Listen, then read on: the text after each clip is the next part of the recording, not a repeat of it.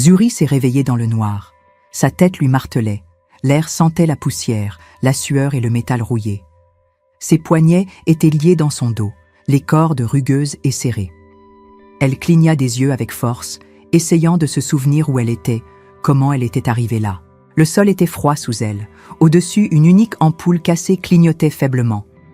Elle n'était dans aucun hôtel. Elle n'était en aucun lieu sûr.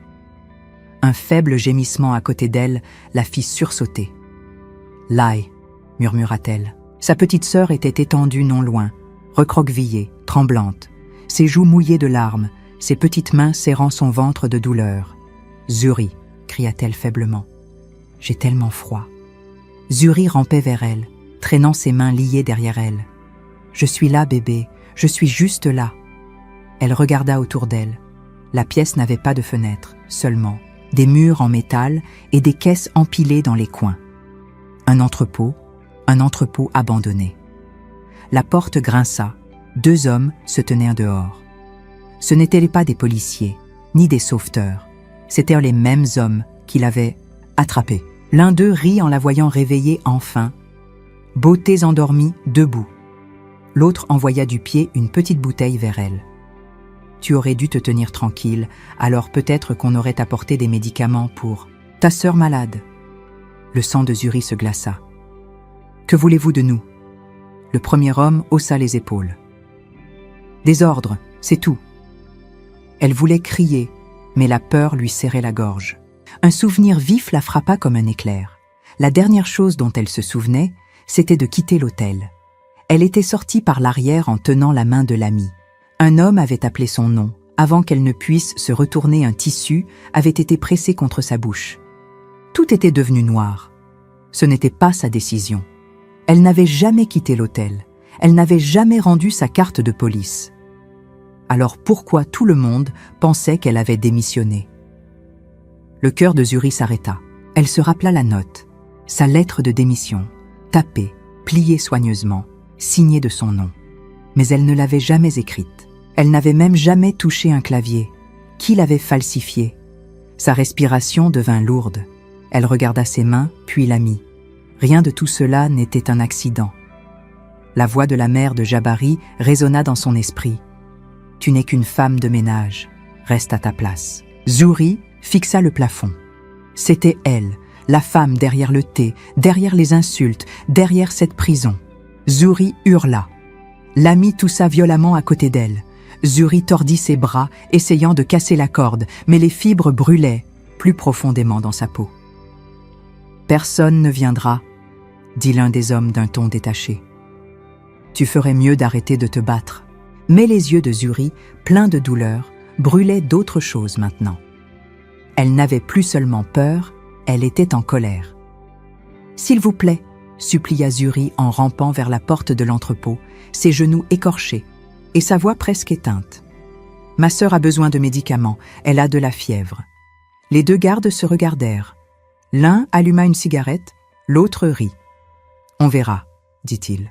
« Ça dépend de ton comportement aujourd'hui. » Zuri posa son visage contre le sol froid près de l'ami. La petite fille tremblait, la sueur traversait sa vieille robe. « Je ferai n'importe quoi, » murmura Zuri, des larmes coulant. « Aidez-la, juste ça. » Le garde lança une bouteille d'eau vide vers elle. « Tiens, c'est tout pour l'instant. » Zuri la fixa, son cœur se fissura. Elle serra l'ami contre elle, murmurant des prières, entre ses dents serrées. Loin, dans un manoir rempli d'or et de silence, Madame Ifoma Admi versa du thé dans 2 délicates tasses. En face d'elle, Sats Ojuku, fille riche et posée d'un magnate des affaires.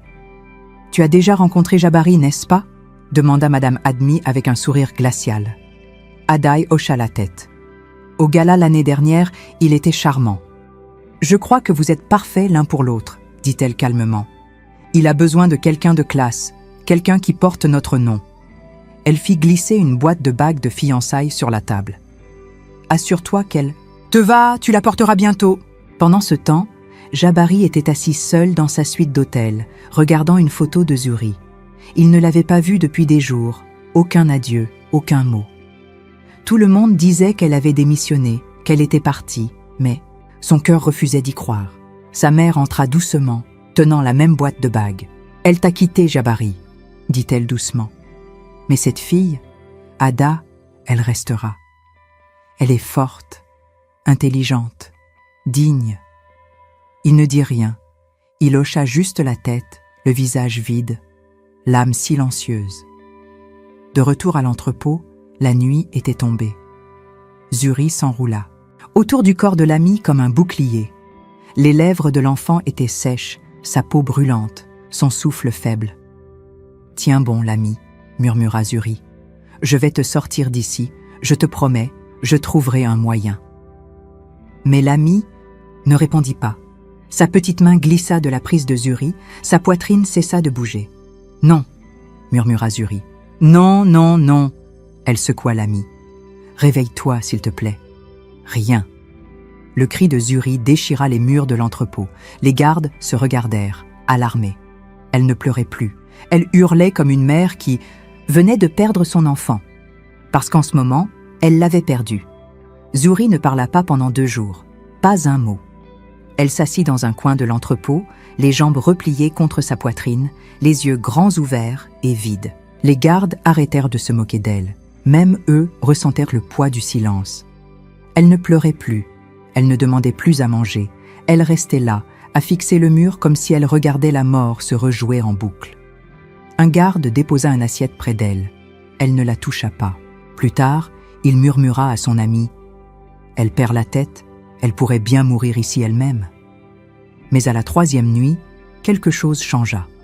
Zuri ne resta plus immobile. Elle attendit qu'il dorme, utilisa son pied lié pour attraper un morceau pointu de cuillère sous une caisse, puis commença à travailler la corde dans son dos, lentement, silencieusement. Des heures passèrent, un nœud se desserra. Juste au moment où elle tendit la main vers la porte, une voix grogna « Tu crois aller où ?» Un poing heurta sa joue, puis un autre. Ils ne la tuèrent pas, mais ils lui firent bien comprendre une chose. Elle n'irait nulle part ailleurs. Jabari se tenait devant un miroir, ajustant le col de sa tenue de fiançailles. La famille d'Ada préparait l'annonce à la presse. Les invitations étaient non prêtes. Sa mère avait l'air satisfaite, mais Jabari ne pouvait pas sourire. Cette nuit-là, il rêva de Zuri. Elle pleurait, tendant la main vers lui à travers une grille d'acier. Il se réveilla en sueur. Le lendemain matin, il dit à son assistant « Je veux le dossier employé de Zuri ». Au bureau RH de l'hôtel, il examina les documents. CV, candidature, dernier salaire, puis la lettre de démission, tapée proprement, froide, mais la signature ne correspondait pas au reste de ses dossiers. Ses sourcils se froncèrent. « Ce n'est pas son écriture », dit-il. Le clerc haussa les épaules. « Ça a été soumis par un superviseur cette nuit-là. Vous devrez leur demander. » Jabari se leva, les mains crispées, et pour la première fois depuis des jours, son cœur se mit à battre plus vite. Le manoir était plein de musique et de fleurs. Des tambours jouaient doucement, des serveurs portèrent des plateaux dorés, des caméras crépitaient, des invités vêtus de dentelle et de soie entraient un à un. Ils étaient là pour les fiançailles de Jabari Adi, l'un des fils les plus riches du Nigeria, avec Adz Ojukwu, la fierté d'une famille fortunée. Sa mère avançait avec confiance dans les couloirs. Ses robes scintillaient comme la lumière de la lune.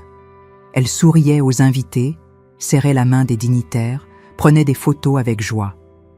Mais Jabari manquait à l'appel. Il n'était pas dans la maison, il était parti depuis 1 heure sans prévenir personne. Jabari était assis seul dans une voiture sombre, suivant de loin une Mercedes argentée. Son chauffeur ne parlait pas, ne posait pas de questions.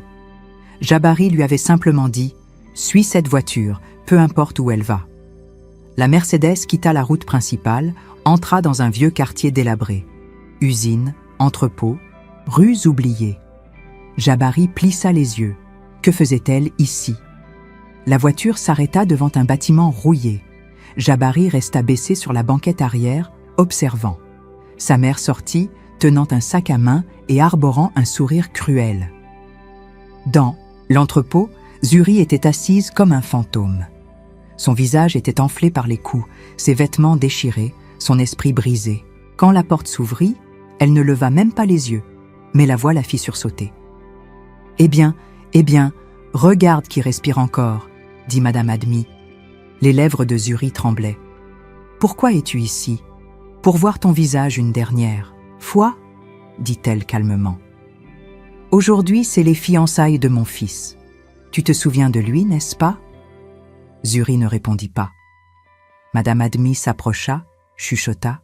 « Tu pensais pouvoir me remplacer dans son cœur, idiote. Tu n'es rien. » Elle se pencha, les yeux perçants. « Ce monde n'appartient pas aux femmes de ménage. Il appartient aux héritages. » Dehors, Jabari entendit chaque mot. Il s'était faufilé par une porte latérale et caché derrière de vieilles caisses. Son corps était figé, son souffle coupé. La mère en qui il avait confiance, la fille qu'il aimait et la vérité indéniable, elle ne l'avait jamais quitté. Elle avait été enlevée et elle souffrait. Les larmes emplirent les yeux de Jabari. Son cœur ne se brisa pas, il se fracassa. Jabari n'attendit pas une seconde de plus. Il poussa la porte de l'entrepôt, ses pas résonnant sur le sol froid. Les gardes sautèrent de leur siège, mais il ne leur prêta pas attention. Ses yeux étaient fixés sur elle. Zuri. Elle était recroquevillée au sol, immobile. Son corps mince et meurtri, son visage enflé, ses bras écorchés et faibles. Elle semblait à moitié vivante. « Zuri !» cria-t-il en s'agenouillant à ses côtés. Aucune réponse. Ses lèvres étaient sèches, sa respiration faible. Une de ses chaussures manquait. Il toucha doucement son visage, la panique grandissant dans sa poitrine. « Réveille-toi, s'il te plaît. » Elle ne bougea pas. Il la souleva dans ses bras, la tenant comme si elle était en verre. Son costume était taché de son sang et de sa sueur, mais il s'en fichait. Alors qu'il se retournait pour partir, sa mère apparut, figée. « Qu'as-tu fait ?» grogna Jabari. Madame Admi ouvrit la bouche, mais aucun mot ne sortit. Il la dépassa sans un regard. Le trajet en voiture fut silencieux, excepté Jabari qui murmurait « Tiens bon, s'il te plaît, tiens bon. » Ils arrivèrent à l'hôpital. En quelques minutes, les médecins accoururent, les infirmières criant des codes. Zuri fut emmené rapidement. Il resta seul dans le couloir, couvert de douleur, de culpabilité et de honte. Son téléphone vibra, c'était la coordinatrice des fiançailles. « Monsieur, tout le monde attend, la mariée est prête. »« C'est annulé, » répondit Jabari d'une voix plate. « Mais les invités ?»« Je dis que c'est annulé. » Il raccrocha, lança son téléphone à travers la pièce. Dans la chambre d'hôpital, Zuri était immobile, tube dans les bras, machine bipant doucement. Jabari s'assit à côté d'elle, la tête dans les mains. Il pleura, pas des larmes. Calme d'homme riche frustré, mais des sanglots profonds, déchirants, d'un homme qui avait perdu plus qu'il ne pouvait porter. « Elle a perdu sa sœur, » murmura-t-il, « et j'ai failli la perdre aussi. » Il se souvint du sourire de l'ami, du léger bruit de sa toux le jour où il était venu chez eux. Maintenant, elle était partie, et c'était à cause de lui et de sa mère. Il se leva lentement, quitta l'hôpital sans un mot. Le manoir était trop silencieux quand il arriva. Sa mère était assise dans le salon, sirotant du vin, faisant comme si de rien n'était. Il entra lentement. Elle leva les yeux. « Tu devrais te changer avant que quelqu'un ne te voie. » Jabari sortit un pistolet de derrière son dos et PM700 le posa doucement sur son front. Madame Adami laissa tomber son verre. « Jabari, je l'ai perdu à cause de toi. Pose ça. » Il ne cligna pas des yeux. « Tu lui as tout pris. Maintenant, je n'ai plus rien. »« S'il te plaît, » supplia-t-elle. Il la regarda, brisé, silencieux, puis lentement baissa l'arme. Madame Adami tomba à genoux, tremblante, les larmes coulant sur son visage fier. « Pour la première fois depuis des années, je suis désolée, » murmura-t-elle. « Je suis allée trop loin. » Jabari ne dit rien. Il s'éloigna en laissant le pistolet sur la table. Cette même nuit, elle alla à l'hôpital. Zuri dormait, pâle et faible, la peau meurtrie, les lèvres gercées. Les machines bipèrent, près d'elle, comme des petites horloges comptant sa douleur.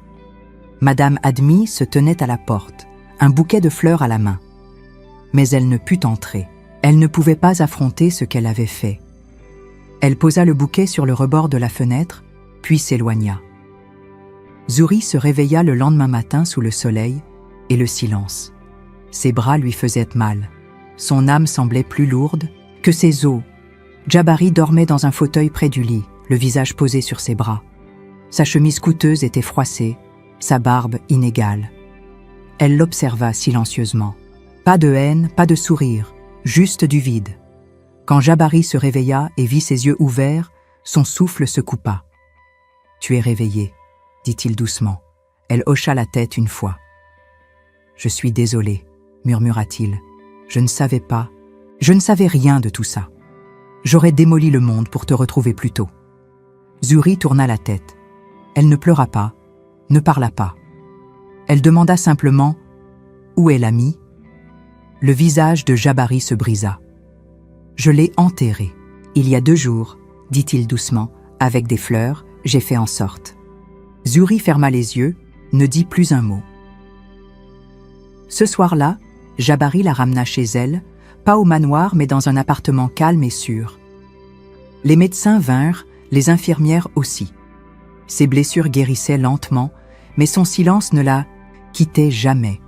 Elle ne parlait pas, ne le touchait pas, elle existait juste. Un jour, elle sortit sur le balcon. Jabari la suivit, se tint à ses côtés, tenant une petite boîte en velours. « Je l'ai fait faire pour toi, dit-il.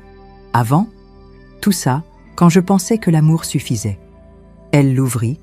Une alliance en or reposait à l'intérieur. Simple, belle. Zuri la regarda, puis referma doucement la boîte. Elle murmura « La fille que tu voulais épouser.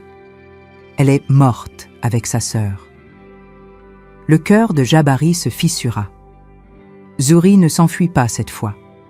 Elle resta dans la pièce silencieuse. Jabari lui avait donné le lit, il était doux, les draps propres, la nourriture chaude, l'eau coulait librement. Les infirmières allaient et venaient, mais elle regardait par la fenêtre chaque jour avec des yeux qui ne voyaient rien. Il nia. Pas longtemps. Elle était une fille qui rougissait quand il souriait, qui rêvait d'amour, de liberté et de sauver sa sœur. Maintenant, elle était silencieuse, immobile, froide. Ses mains ne tremblaient plus, mais son cœur ne battait plus non plus. Jabari s'asseyait chaque nuit devant sa porte, espérant qu'elle parlerait, espérant qu'elle dirait son nom comme avant. Mais la fille qu'il aimait est morte la nuit où l'ami est parti. Ce qui restait maintenant était quelqu'un de nouveau, plus fort, plus calme, implacable. Zuri est-elle encore capable d'aimer? Ou choisira-t-elle la vengeance plutôt que la guérison? Détruira-t-elle la famille qui a détruit la sienne? Ou s'éloignera-t-elle de la douleur et de lui pour toujours? Ne ratez pas la partie 3. Zuri parlera à nouveau. Mais que dira-t-elle? Abonne-toi maintenant. Le feu dans sa poitrine grandit, et cette fois, elle n'a pas peur de tout brûler.